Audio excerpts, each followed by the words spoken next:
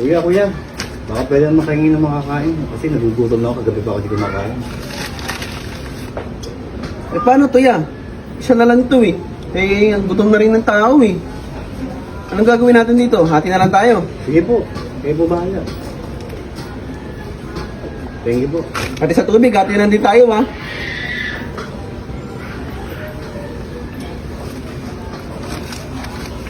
Yeah, thank you ha. Dahil mabait ka, hintayin mo ako dyan, bibigyan ko sa'yo ha. Dahil magilak ng iyong kalooban, isang kahilingan. Ano ba gusto mo iyo? Ikaw yun? Yung binigyan ko ng tinapay kanina?